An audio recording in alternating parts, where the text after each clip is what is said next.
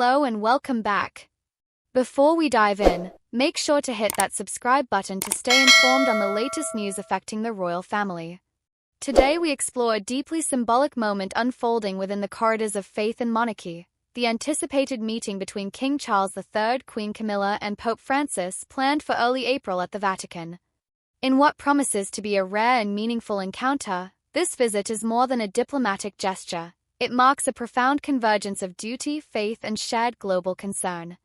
Announced officially on March 18 by the British Embassy to the Holy See, this meeting has been coordinated with the Vatican Secretariat of State and is set to take place during a significant moment for both the Church and the Crown. The timing is notable. Pope Francis, whose health has been under close watch since his hospitalization in February for double pneumonia and multiple infections, remains in Rome's Gemelli Hospital. Although he has shown signs of improvement, Vatican insiders suggest his recovery is ongoing. Yet, hope persists that he will be well enough to receive their majesties in time. The planned audience between the monarchs and the Pope is slated for April 8, and the agenda reflects the shared values between the two institutions. Central to the visit is a service in the Sistine Chapel, centered on the theme of care for creation, a subject close to the hearts of both King Charles and Pope Francis. For decades, even before his accession to the throne, Charles championed environmental causes with a fervor many once dismissed as eccentric. Now, those same values are echoed in the moral framing of global climate challenges by the pontiff, especially through his encyclical Laudato Si. This meeting, therefore, is not merely ceremonial. It is a moment of alignment between spiritual leadership and constitutional monarchy on issues of global consequence. While the public will see the pageantry and diplomacy, this visit also offers a more intimate reflection on the roles these figures play in their respective spheres. For King Charles, this is his first formal state visit to the Vatican as monarch, though not his first time with Pope Francis. Their paths last crossed in 2019 during the canonization of St. John Henry Newman, a British figure whose sainthood carried deep resonance for both the Anglican and Catholic communities. Before that, Charles had a private audience with the Pope in 2017. Yet, this April's meeting takes on new significance. Charles no longer arrives as Prince of Wales but as sovereign, and with that comes the full weight of history, duty, and expectation. In addition to the Vatican audience, the royal itinerary reflects a careful weaving of ecumenical threads. King Charles will visit the Basilica of St. Paul outside the walls, a site historically linked to English monarchs prior to the Reformation. That detail, subtle though it may seem, speaks volumes. It is a gesture of reconciliation, a nod to the long and often painful separation between the Anglican and Catholic traditions. In a time where unity, spiritual or otherwise, feels increasingly fragile, these symbolic gestures matter. They remind us that tradition can evolve, and that old divides need not harden further.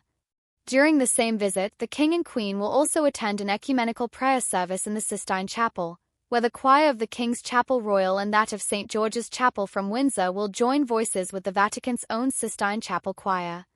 It is a moment that will likely be rich in solemnity and splendor, but also one of deeply felt emotion. Music, after all, transcends doctrinal differences.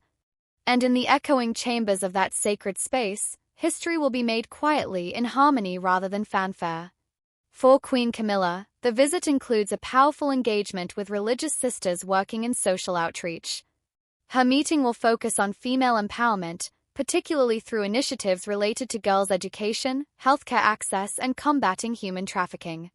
It is a reflection of her growing role within the monarchy, one that leans into compassion, advocacy, and the quieter forms of leadership. The choice of focus is deliberate and timely, reinforcing a monarchy that wishes to be seen not only as a symbol of tradition but as a force for progress and humanitarian concern.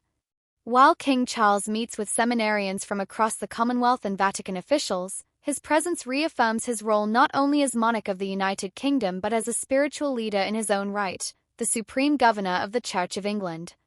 The balancing act between his constitutional duties and his personal convictions has long defined his public life. This Vatican visit is yet another step in navigating that path, respectful of Catholic tradition, yet grounded in Anglican identity. And then there is the Holy Year 2025, during which this meeting takes place. Dubbed a Year of Reconciliation, It is built on the theme of walking together as pilgrims of hope. Few symbols could better capture the intent behind this meeting, a royal couple bearing centuries of history stepping into dialogue with the spiritual leader of over 1 billion Catholics worldwide. The resonance of that theme, hope, unity, and reconciliation, stretches far beyond Rome. It reaches into the very fabric of our shared anxieties and aspirations today. It is difficult to ignore the poignancy of the moment, especially given the Pope's declining health and the King's own stage in life. Both men, though different in station and story, have spent decades preparing for roles that demand both patience and courage. In their twilight years, they now use their influence not to command but to persuade, to build bridges, and to heal. Their meeting may not draw massive headlines, but for those who care deeply about the enduring power of values, it is an encounter of real consequence. In the broader context of the royal family's presence on the world stage, this visit also reinforces the monarchy's soft diplomacy, its ability to act as a stabilizing force in an increasingly fractured world. Where political figures are often constrained by partisanship, royals, by virtue of their constitutional neutrality, can engage in dialogues that transcend the political and speak to something more enduring: culture, faith, and shared human dignity.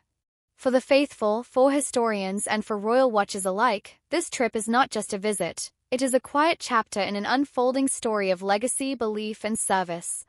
It is the kind of event that won't be measured in headlines or polling, but in the gentle ripple of diplomacy, in the exchange of blessings, and in the mutual recognition of duty carried with grace. Thanks for watching. Don't forget to like, subscribe, and share your thoughts in the comments below. Until next time, stay informed and stay engaged.